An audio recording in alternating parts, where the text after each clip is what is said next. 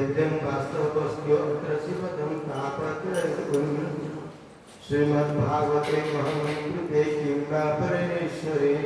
सत्यं हृद्यत् अवरुद्यते अत्र कृतृत्रुभिः शुश्रूषुभिः तत्क्षणं निगमं कल्पतरुगलितं फलं शुकमुखद्रवसंयुतं पिबतं भागवतरसमालयं मुहुर्मुहुर्रसिका भुवि भावुकः जय श्री वैष्णवाय कृष्ण परमपुरुषे भक्तिरुत्पत्ति पुरुष शोको मोह भयावपवा अनर्थम उपसंसाख्या भक्ति योग अजक्ष्यते लोक संजानकं विद्यंश्चक्रे शाश्वत संहिता शृण्वन् सकथा कृष्ण पुण्यं श्रवण कीर्तनं हृदय अंतस्था अभद्राणि विधुनति सुहृस्वतान् नष्टप्रायेषु अभद्रेषु नित्यं भागवत सेवया भागवती उत्तम श्लोके भक्ति भवति नैष्टिकीम् अर्थयन् ब्रह्मसूत्राणां भारतार्थ विनिर्मये गायत्री भाष्यरूपस्य वेदान्त परिवृत्तिः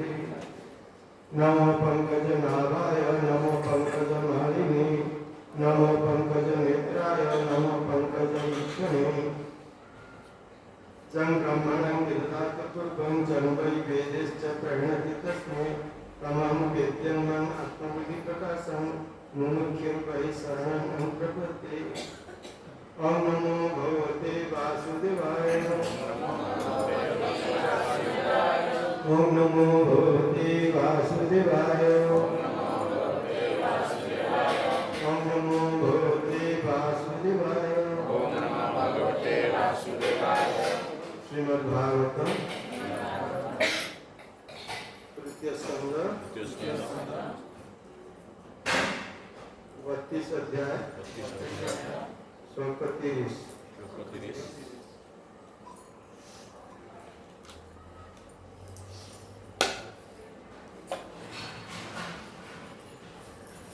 एतद् वै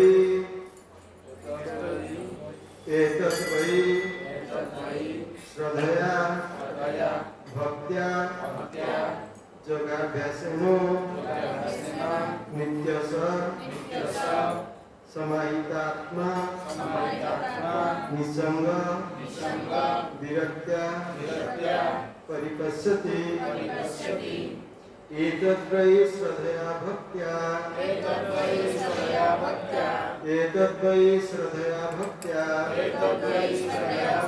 योगाभ्यासेन नित्यश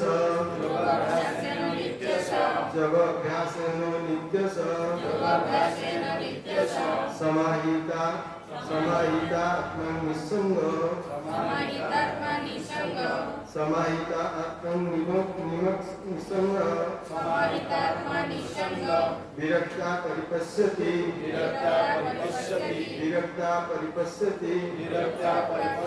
एतद् वै श्रद्धया भक्त्या योगाभ्यासेन नित्यश समाहिता आत्मनं निसंग विरक्ता परिपश्यन्ति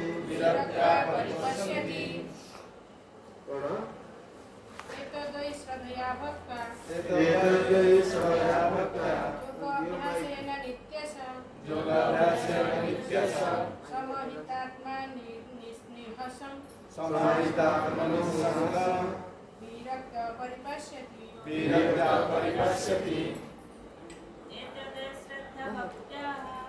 एतद् वै श्रद्धया भक्त्या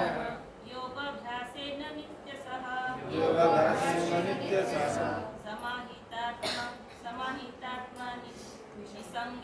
समाहितात्मा निसंगे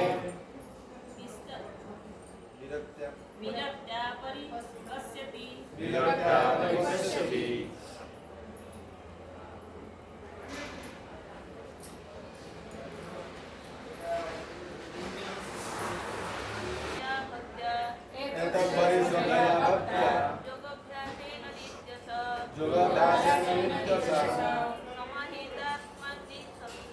समाहितात्मा निसंग विरक्त्या परिपश्यति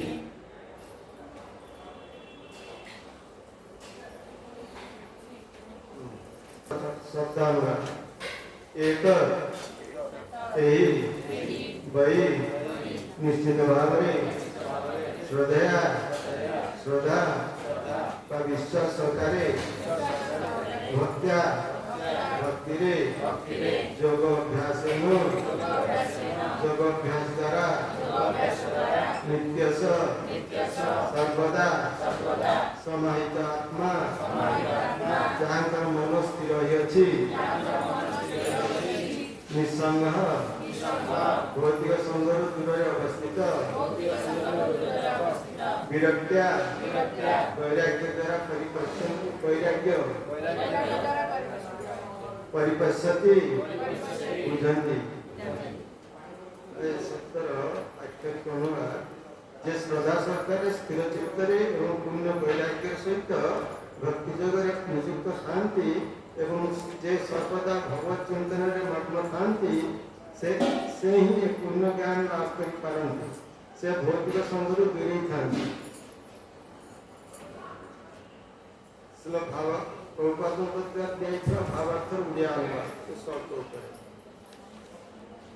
नास्तिक अष्टांग योगी ए पूर्ण ज्ञान तथा बुझी पारे नहीं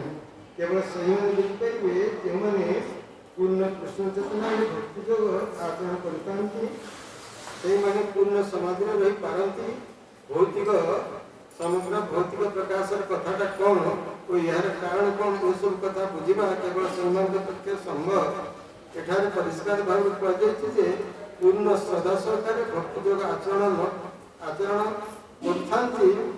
आचरण न कर कथा बुझा संभवपर नुहे समाहित आत्मा और समाधि शब्द एकार्थ बोधिक एकार्थ बोधक अटंत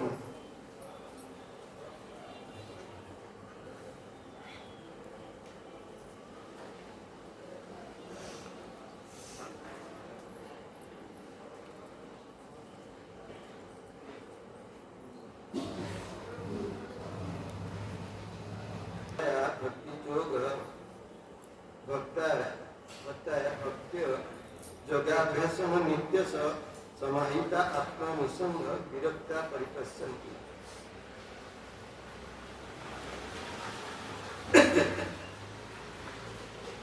पूर्ण वैराग्य सहित भक्ति जगत नियुक्त थांती एवं जे सर्वदा भगवत चिंतन मग्न थांती से ही पूर्ण ज्ञान लाभ कर पारंती ये भौतिक असंगरू दूरे जाती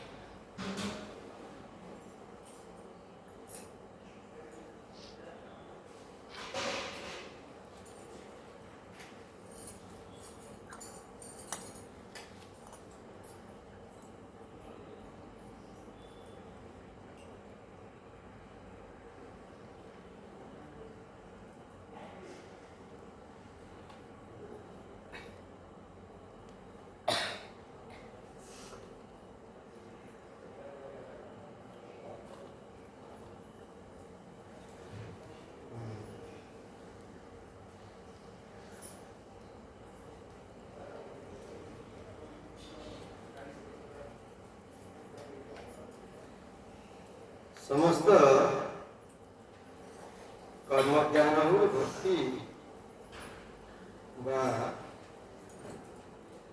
संख्य योग जेकोसी योग तुम करने कहीं सब जगह गोटे उद्देश्य होती कौन भौतिक आसक्ति त्याग करवा भौतिक आसक्ति ही सब प्रकार बंधन मूल कारण जय आसक्ति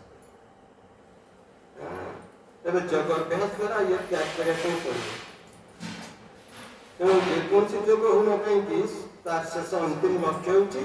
भौतिक आसक्ति त्याग करवा इंद्रिय मान को दमन करवा एवं ब्रह्म रे अवस्थित होता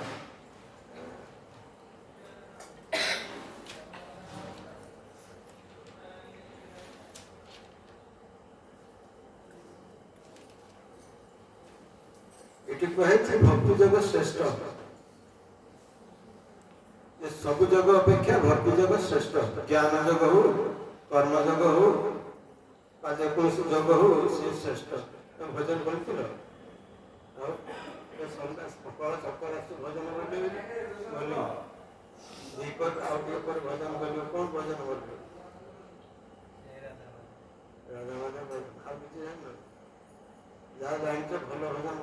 ସବୁଦିନ ଆସ ଦୁଇଟା ଭଜନ ବୋଲିବ କହିଲେ ଭଜନ ବୋଲିକି ଟିକେ ଭଜନ କରିବ ଅଭ୍ୟାସ କରିବ। 4ଟା ବେଳେ ଆସିକି ମନ୍ଦିରରେ ଭଜନ କରିବ। 4ଟା ବେଳେ ମନ୍ଦିର ଖୋଲିବ ତେଣୁ ଛୁଟିଥିବ ଆସିବ ଭଜନ କରିବ। ଭୁବନେଶ୍ୱର ଭକ୍ତମାନେ ବଡ଼ ବଡ଼ ଯେଉଁ ଆର୍ଟିଷ୍ଟ ମାନେ ଯେଉଁମାନେ ଅଭ୍ୟାସ କରୁଛନ୍ତି ଛୁଆମାନେ ତେଣୁ 4ଟା ବେଳେ ଆସିକି ଭଲ ସେଠି ଯେତେ ମନ୍ଦିର ଖୋଲେ ଅଳ୍ପ ଲୋକ ଥାନ୍ତି ଶାନ୍ତ ପରିବେଶ ଭଜନ କରିକି ତେଣୁ ଯାହା ବିଦ୍ୟା ଜାଣିଛ ଯାହା ଗୁଣ ଜାଣିଛ ତା ଭଗବାନ ସେବାରେ ଲଗେଇବ। ତେଣୁ ତମେ କହିଲେ ମୋତେ ଭଜନ କରିବା ପାଇଁ ଭଲ ଲାଗେ ତେଣୁ ତମେ ପ୍ରଥମେ ଆସିବ ଭଜନ ଏଠି ଗୋଟେ ଦିନ ଆଗ କରିବ ତମେ ଭଲ ଅନୁମାନ ଜାଣିବ ସେଭଳି ସେମାନେ କରିବ। ଯାହାର ଯେଉଁ ଗୁଣ ଅଛି ସେ ଗୁଣଟା ସେ ଭଗବାନଙ୍କ ସେବାରେ ଲଗେଇବ। ଯିଏ ଯେଉଁ ବିଦ୍ୟା ଜାଣିଛି ଯେଉଁ କିଛି କୌଶଳ ଜାଣିଛି ସେଗୁলো ସେ ଭଗବାନ ସେବାରେ ଲଗେଇବ। ଯେ ଅଷ୍ଟ ସଖୀ ଅଛନ୍ତି ରାଧା ମାଧବ 4 ଜଣ ସଖୀ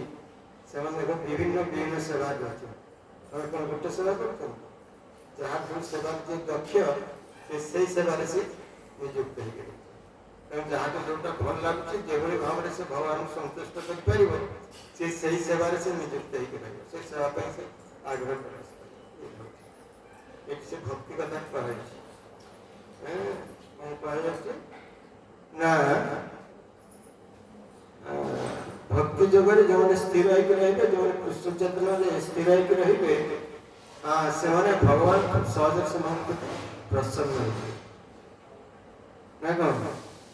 ଭକ୍ତି କ'ଣ କ'ଣ ଇଏ ସେଟା ବଡ଼ ଭକ୍ତି ହେଉଛି ମୁଭି ସବୁ ଛାଡ଼ୁଛି ତା ଇଏରେ ଫେସବୁକ୍ରେ ଯାହା ସେ ଭଗବାନ ଯେକୌଣସି ପ୍ରକାର ସେ ଭଗବାନଙ୍କୁ ସ୍ମରଣ କରୁଛି ମନେ ପକାଉଛି ଯେଉଁ ଭାଗ୍ୟ ଭେଟେ ତାର ଭଲ।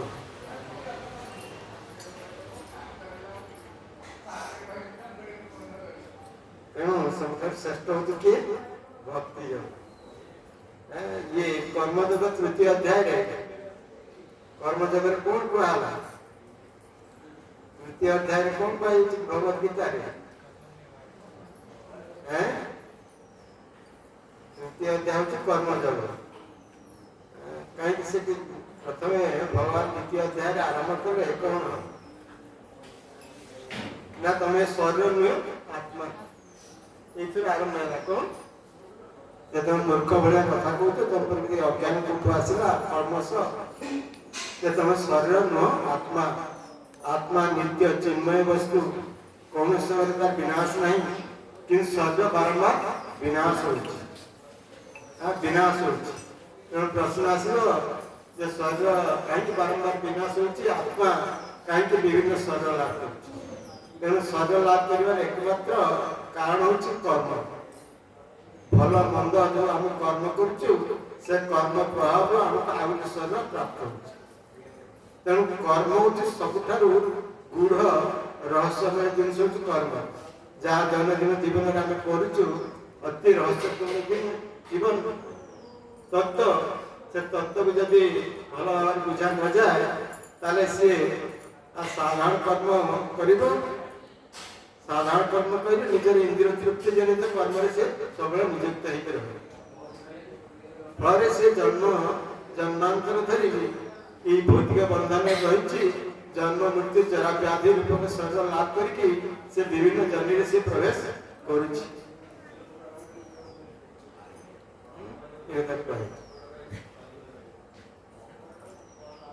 ତେଣୁ ଏଇ କର୍ମ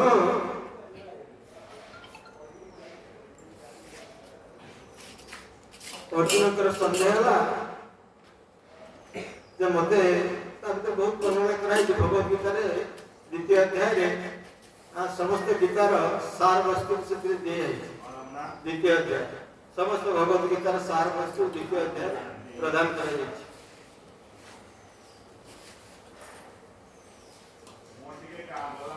ତେଣୁ ସେଥିରେ ଏ କର୍ମ ଭକ୍ତି କଥା କୁହାଯାଇଛି। ଯଜ୍ଞାର୍ଥ କର୍ମ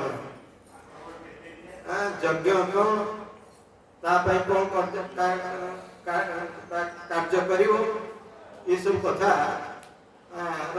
ଗୂଢ଼ ରହସ୍ୟ ରହିଛି। ଏଇ କଥା 3ୟ ଅଧ୍ୟାୟରେ ବର୍ଣ୍ଣନା କରାଯାଇଛି କର୍ମଯୋଗ। ଭଗବାନ ନିଷ୍କ୍ରିୟ କର୍ମ କରିବା ପାଇଁ କହୁଛନ୍ତି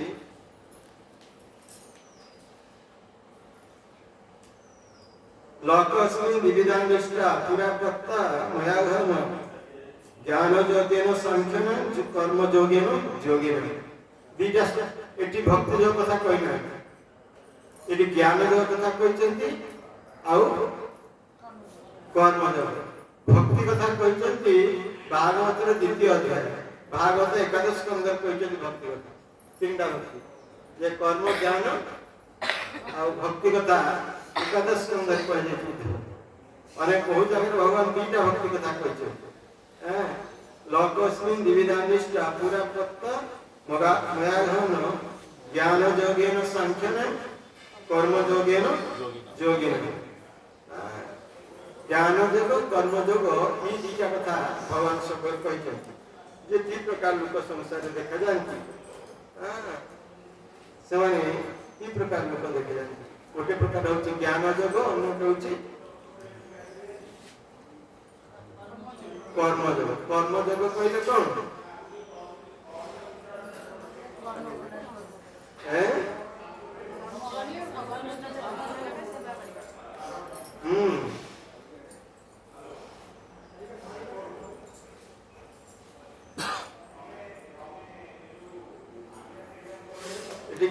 सांख्य माने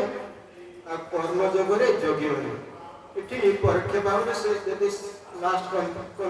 कन्क्लूजन तुमको आनिया पड़ो ताले कहबो कर्म जगत कहले भक्ति जगत कर्म तेणु तांकर प्रश्न अर्जुन करथिला जे मते तमे काहे के भली आ दिविधा बा द्विधावस्था करी रखुछ मु कर्म त्याग करिबे ना कर्म बंधन रे पड़िबे तमे तो कहछ कर्म करिया पे कहछ कर्म करिया पे हेले मत युद्ध करिया पे पड़िबो आ ज्ञान कहले युद्ध परित्याग करके कुछ साधन द्वारा भगवान प्राप्ति करिया पे चेष्टा करिबो तुम तो युद्ध करते बेची युद्ध करी युद्ध जो भयंकर तमगुणी कार्य युद्ध से कर्म तुम मत नियुक्त कर भगवान ताको युद्ध करिया पे प्रेरणा देउछन ना प्रभुपाद तांको लेखचंती भगवद गीतार भाष्य रे बहुत जगह लेखचंती non violence is the philosophy of fool बोका मानकर non violence is the philosophy of fool अर्थात जो बोका माने ये non violence अहिंसा ग्रहण कर महात्मा गांधी हमर कहते अहिंसा आचरण करके देश साधन कर तेणु अहिंसा को भगवद गीता रे प्रभुपाद ने ताको बात कर देते अहिंसा जे परम धर्म हमके हिंसा आचरण करिया पे पड़िबो जे दुष्ट ताको दमन करिया पे पड़िबो आउ सेमान के विरुद्ध कार्यानुष्ठान ग्रहण करिया पे पड़िबो एवं जे दुर्बल सेमान को सुरक्षा देवा पे पड़िबो सेहि पे ये व्यवस्था रही परे प्रथम अवस्था राजा महाराज थे सेमाने दुष्ट मन को दमन करते प्रजा मन को सुशासन प्रदान करते वर्तमान राजा मंत्र मध्य से कार्य जो सरकार रही दुष्ट दुर्बल एमानकर न्याय दाबी को जो माने उपेक्षा करछंती सेमान को ई सठिक न्याय प्रदान करबा ये सरकार का कार्य देखे तमे विभिन्न व्यवस्था मध्य रही सरकार तेणु ये कथा कहछि ज्ञान सांख्य योग द्वारा ज्ञान कर्म योग द्वारा योगी एटी योगी कहले भक्त तार अंतिम जहाँ सिद्धांत आसने शेष भक्त ही योगी कहीं से कृष्ण चेतना रे भगवत चेतना रही कार्य कर योगी श्लोक नंबर 5 रे भगवान कहते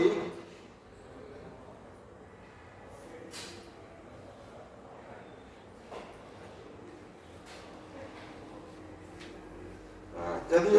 भगवान की 400 कर कहते 3 अध्याय 400 तो भगवत गीता रे जन यदि शास्त्र विधि अनुसार सब कार्य करे तथापि से भक्ति स्तर को आस्पारी शास्त्र विधि अनुसार समस्त गृहस्थ लोक कार्य करना वेद विधि अनुसार समस्त कार्य कर कार्य कर कर्म बंधन पड़ते ना से पशु तुल्य जीवन यापन को नियंत्रण करने पे वेद द्वारा किसी निर्दिष्ट कर्म प्रदान कराई तुम जब से कर्म गुड़ी को कड़ाकड़ी भाव ठीक भाव पालन करिवो ताले तुम दैनंदिन जीवन रे तुम जीवन अति श्रृंखलित हो ई कथा कहला किंतु से पूर्ण भक्ति प्रदान करिवो बा भगवत प्राप्ति रे सहयोग करिवो एबेले किसी कथा सितरे बा से कार्य सितरे नाही बा जणे कर्म सन्यास ने जाइछि किंतु भक्ति करूनी से बुझाई कर्म सन्यास नहीं जाइछि से वर्तमान कर्म ऊपर निर्भर करूनी निज जीविका निर्वाह करिया बा परिवार प्रतिपोषण पाई ये सब से कार्य करूनी से निष्क्रिय भाव में रहुछि तथापि से जणे भक्त बोली ताको कहि कहीं ना जड़े निष्क्रिय भाव में रही पारे जेको भाव कार्य करने पड़ो भगवदगीतार जे प्रकृति प्रदत्त गुण द्वारा जब जब कर्म न करे से तो अन्य किसी कर्म कर भगवत प्राप्ति कर भौतिक सांसारिक भौतिक सुख ऐश्वर्य इत्यादि प्राप्त कर कर्मर अर्थ उपार्जन करके तो पाइबनी साधारण भाव में निज शरीर रक्षा भी से कर जड़े खाली कह शोबी मैंने आप सब रोषे घरे आप सब जिन गुड़ा पहुंचे कहला रोषे बास रही से आसे खट पर शोब खाद्य गुड़ा से पाटे भर्ती ताको कर्म करने पड़ो यदि कर्म न करे निज शरीर रक्षा भी से कर तेणु 5 नंबर श्लोक कही नहीं कश्चित क्षण जातु तिष्ठति अकर्म कई क्षण कार्य न कर स्थिर रही पारे किसी न कले शरीर इंद्रिय से जो निस्तेज हो बिछना पड़ जाऊँगी सी 2-4-5 घंटे शुई जाऊँगी शुआ गोटे कर्म जो न शुब से पागल हो यदि गोटे लोक को शुवाई दि जाए 4-5 दिन 6 दिन 10 दिन से पागल पागल शुची एसटी शुई पड़ी जहाँ मन पड़े सी जहाँ सी कर तेणु सी कर्म दिए न कर कौन से प्रकार टेस्ट कर तेणु कर्म समस्त करने पड़ो कर्म तुमको जन्म मृत्यु जरा व्याधि चक्र बांधिक रखी तेणु किभली भाव में कर्म करने पड़ो कर्मर किभली उत्पत्ति होची संज्ञा कौन से विषय जाना पड़ो ये कथा कहूँ कार्यते ही अवश्य कर्म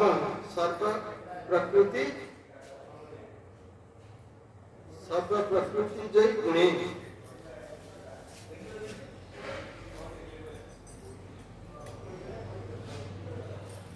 विषय जना पड़ो कौन तुम एत कथबार्ता बाकी रही पर गले कर घरे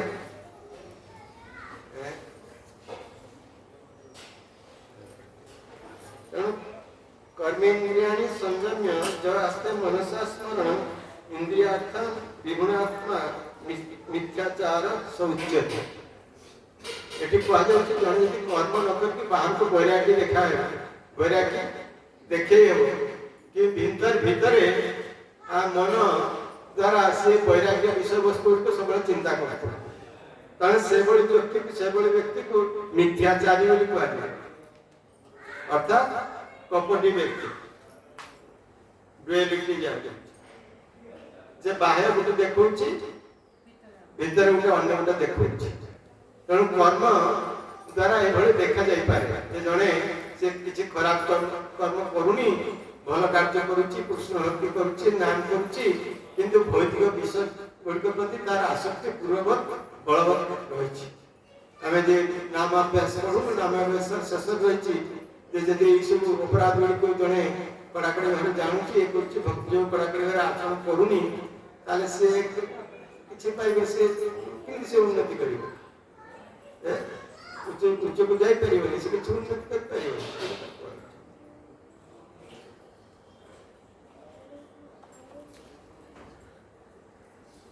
जस्तेन्द्रियाणि मनसा नियता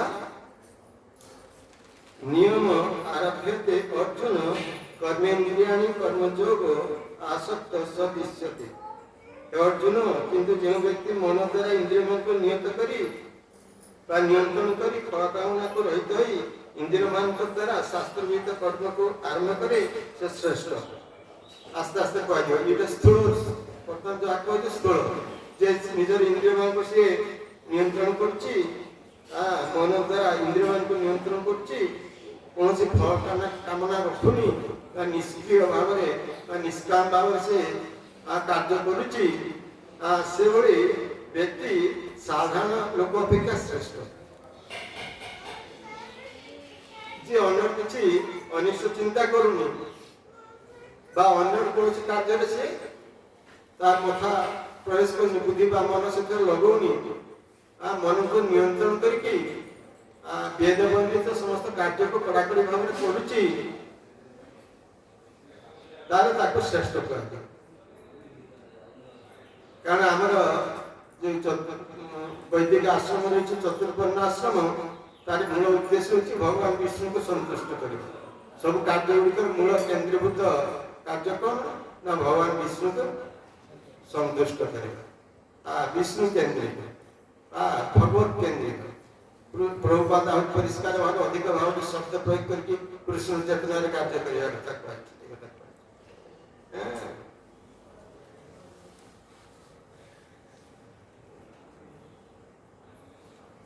नियतं कुरु कर्मणं तुम कर्म जायते ही अकर्मणः शरीर यात्रा की चौथे न प्रसिद्ध्यति अकर्मणः ये से कह जे तुम जब सामान्य दैनंदिन कर्म जदि न कर दिन में जहाँ कार्य ताले तुम शरीर रक्षा करे भारी कष्टकर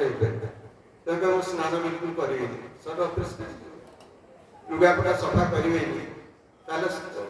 अपरिष्कार लुगापटा पिंधि अपरिष्कार लुगापटा स्नान न कले बाह्य स्नान न रही मनर स्नान परिष्कार हो सब मन अपरिष्कार रहे शरीर यात्रा तेन न प्रसिद्ध्यते से निज शरीर रक्षा कर तेणु कर्मर प्राधान्य आम दैनंदिन जीवन में केते रही कथा परिष्कार कर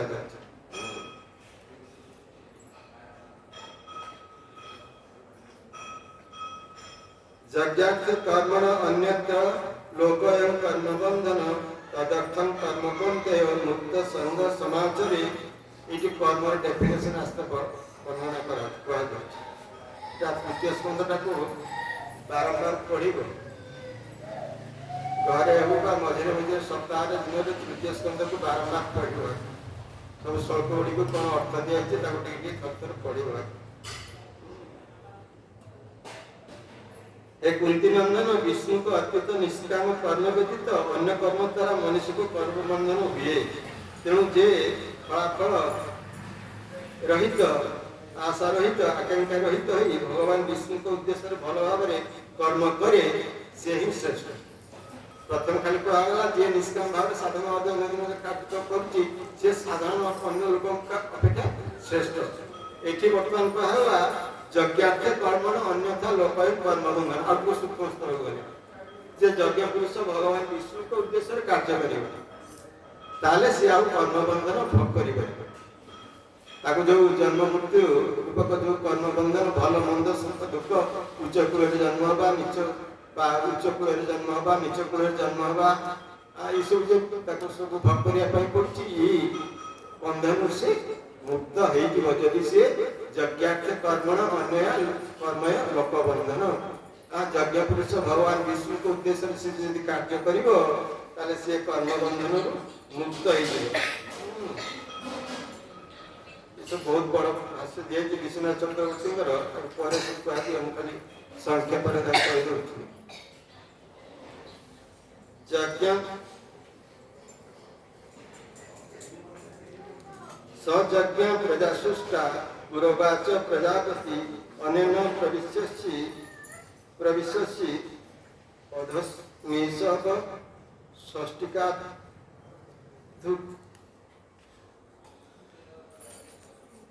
आदि काल यज्ञ सहित प्रजा मान सृष्टि कर तृतीय स्कंदे कहुला प्रजा सृष्टि ब्रह्मांड सृष्टि ब्रह्मा को से भगवान कौन निर्देश देले तमे जाओ तप कर तप हूँ मनुष्य सर्वश्रेष्ठ जिते प्रकार कार्य तप हूँ श्रेष्ठ तेणु ब्रह्मा दीर्घ दिन देखी तपस्या कले 1000 दिव्य वर्ष देखी तपस्या कले तपस्या करने द्वारा से भगवान कृष्ण ठारू पूर्ण ज्ञान प्राप्त है तेणु भगवान कहले तुम सृष्टि को विस्तार कर भगवान क्या कहले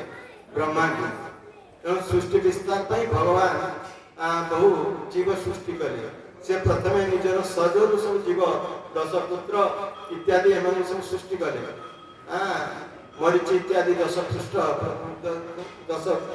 पुत्र ब्रह्मांड उत्पन्न हेले तापर 11 होती मनर प्रभाव ये नारद मुनिकर सृष्टि है ब्रह्मांड छाई कदर्म मुनि सृष्टि है भगवान समस्त निर्देश करे तुम जा विवाह कर प्रजा सृष्टि करके सृष्टि को विस्तार कर प्रजापति कहीं कह प्रजा सृष्टि करके ये भगवान को सृष्टि विस्तार सहयोग करिए भगवान सेवार नियुक्त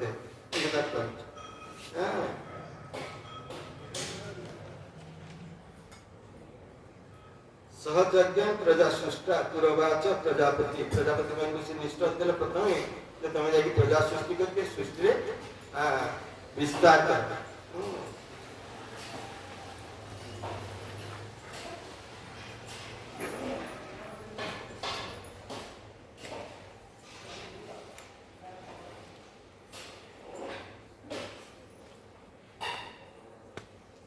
एवं तुम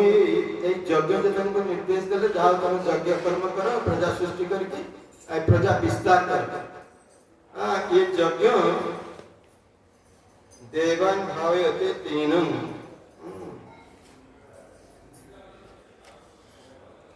यज्ञ द्वारा तुम देवता मान को संतुष्ट कर एवं देवता माने तुमर जो वांछित दैनंदिन जहाँ तुम इच्छा कर से पदार्थ रूप देवता मान द्वारा तुम्हें प्राप्त हो तुम यज्ञ कार्य कर यज्ञ कार्य कले देवता मान संतुष्ट हेबे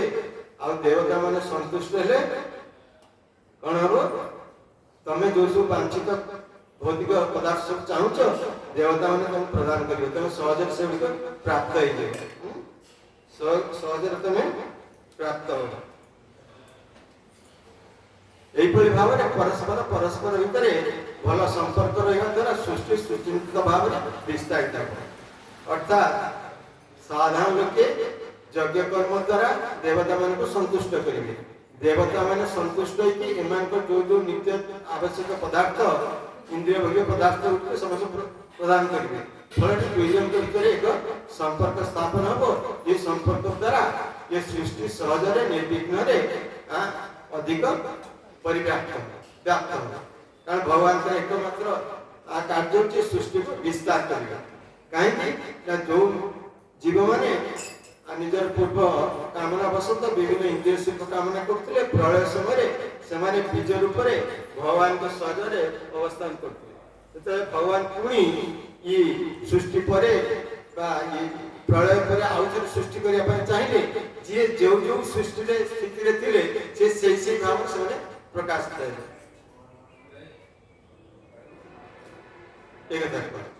तेणु जो तपस्या आचरण कर जो उच्च स्थिति से भगवान का मानस ब्रह्मा का मानस पुत्र सब आसे शिव जी आसे अन्य सब ऋषि मान दीर्घ से सागे सागे आसिक विवाह करना से दीर्घ वर्ष धरिकी प्रजा तपस्या कले भल गृहस्थ आश्रम करने जमी कदम मुनि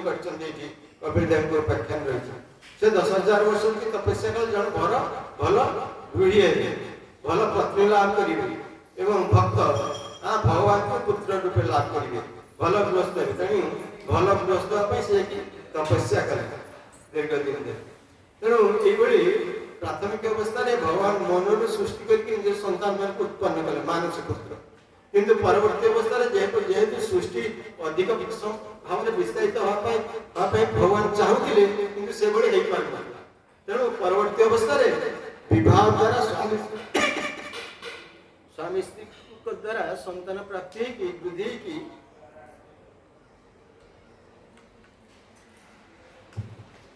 सृष्टि किभଳି अधिकରୁ ଅଧିକ विस्तृति लाभ करिवो तेणु से ए पंथा निर्माण करे तेणु प्रथम पत्नी निज स्वर्ग सतरूपा आउ कि स्वयं जे कि प्रथम मनुष्य एवं तांकर पत्नी होची सतरूपा रानी ए दी जन को सृष्टि कले एवं सेमान को भितरे संपर्क रु ये अन्य माने तांकर पाए नोटी कन्या जाता है नोटी कन्या जाता है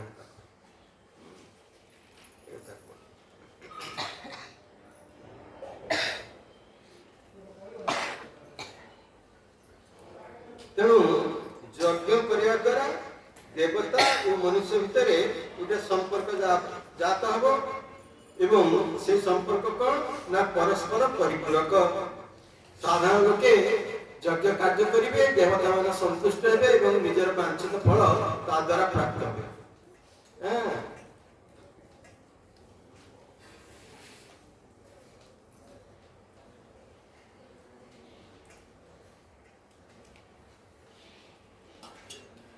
ये कथा कह देवता मान द्वारा प्राप्त द्रव्य द्वारा से द्रव्य द्वारा से यज्ञ करेंगे यज्ञ रे भगवान को संतुष्ट करेंगे तेणु जी यज्ञ कार्य करिबनी यज्ञ कार्य करिबनी से कौन हे ना से चोर रूपे परिगणित हे अर्थात देवता मान भगवान को कृपारू देवता मान शक्ति पाई देवता मान समस्त दैनंदिन जो आवश्यकता पदार्थ जीवन धारण करने जगौंट से गुड़िक आम व्यवहार करूँ व्यवहार करके आम यज्ञ कार्य करूनी यज्ञ कार्य दूरे जीवु ताले चोर परिगणित हम जो मैंने ये सब कार्य भगवान को द्रव्य भगवान को अर्पण न करके सेवन करती ग्रहण करती निजर इंद्रिय सुखा तेनको चोर भी कहुए अर्थात अन्य जिनस को जो परामर्श तुम ननी या नहीं जाओ तुम चोर भी कह आम परामर्श नहीं सी नहीं तेणु भगवान जहाँ सृष्टि भगवान परवर्ती आस सबकि भगवान द्वारा सृष्टि ईशावास ईशावास इदम सर्व या अर्थ भगवान सबुठ प्रकाश कोटा स्वतंत्र नुह ईशावास इदम सर्व सब किसी भगवान के द्वारा नियंत्रित होचे सबुठ भगवान का सत्ता रही हाँ तेणु से कहीं स्वतंत्र दाबी कर पारे जे भक्ता जब दाबी करे केवल मोर हाँ से केवल जेन देखते न भंजिते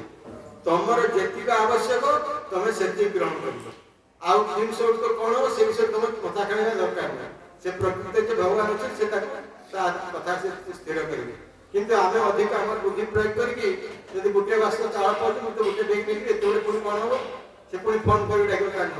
साई पड़े नाच चाउल से सब नहीं तुम जी दरकार तुम से नहीं जाओ से चढ़े आसला थंकरे जी खाऊ से खाई जाऊँ मनीष आसूची से किमती पूरा बस्ता बांधी घर को नब से क्लांत तेणु से दुख पाइब तार आवश्यकता ठार से अधिक नहीं संचय कर दुख पाइब पिंपुड़ी सब दौनी सब संग्रह करके वर्षा दिन से सब खाद्य नहीं गात भर रखुची संचय कर दुख पाँच पानी बुड़ी जाऊँगी घर पशि जाऊँगी मरुनी पिंपुड़ी भासी जाऊँगी महुमाछी से बहु कष्ट कर फूल संग्रह कर रखुची खाऊनी खाई खाई बड़का करके सब रखुची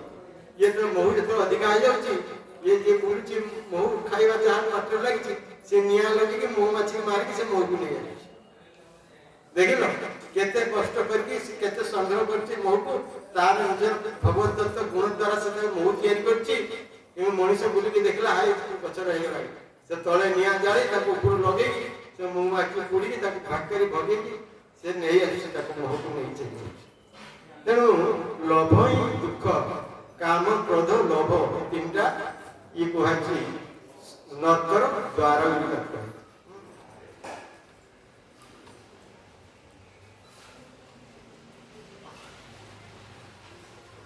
यज्ञ शिष्टा संतमुच्चे सर्वकृदिष्ट भुंजन्ते ते तं पापा जे पचन्ति आत्मकान परिष्कार वाक्य आ जो मैंने यज्ञ कर्म का यज्ञ पद पुरुष मान प्रति यज्ञ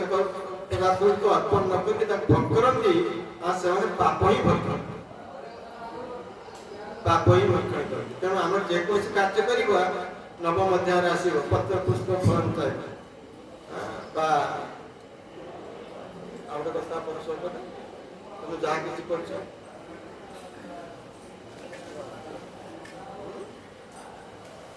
तुम जहाँ किसी कर भगवान को अर्पण कर भगवान को उद्देश्य कर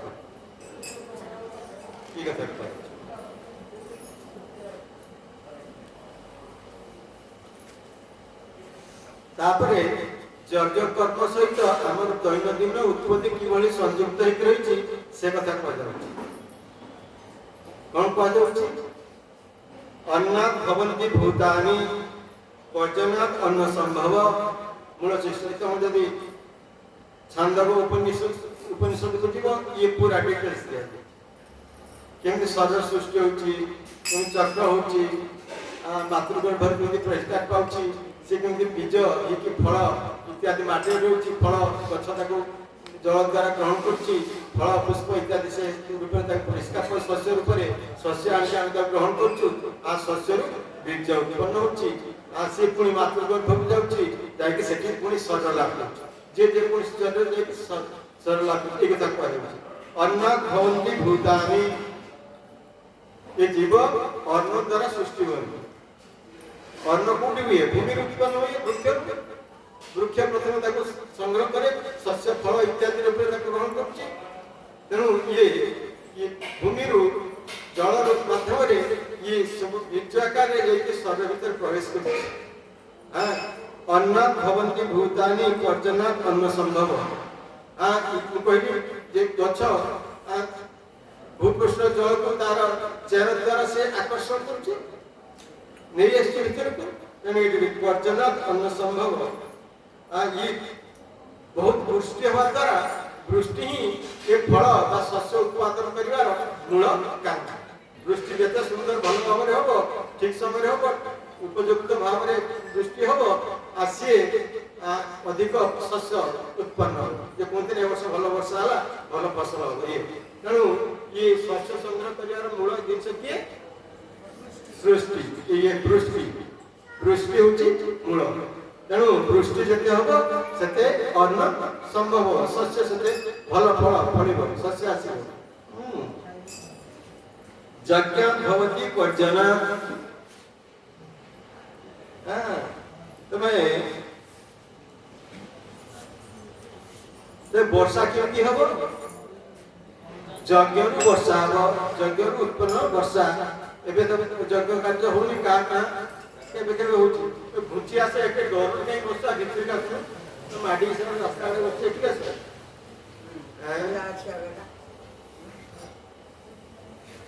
तेणु वर्षाटा यज्ञ कर्म उपर निर्भर करते यज्ञ कर्म सुचारू रूप से हम से वृष्टि भल हम आगे जो वृष्टि नौला वृष्टि निमित्त चांदा आदाय करके गाँ गाँव में यज्ञ कराला यज्ञ कराला जे अधिक यज्ञ कर वर्षा है परिष्कार कहुए यज्ञ जिते यज्ञ कार्य अधिक हम विष्णु से प्रसन्न हे प्रसन्न हेले वृष्टि अधिक हम वृष्टि अधिक हेले अधिक शस्य उत्पन्न हम अधिक शस्य उत्पन्न हेले शस्य जीव सृष्टि शस्य जीव सृष्टि ये गोटे सुंदर कथा कहला बर्तमान कर्म कथाटा आगु आसिक बर्तमान स्थूल भाव आसला बर्तमान सूक्ष्म भाव आसला यज्ञ कर्म समुद्भव यज्ञ सब कर्म उत्पन्न होती आम बर्तमान जहाँ सब यज्ञ देखुचु ये सब कौटी उत्पन्न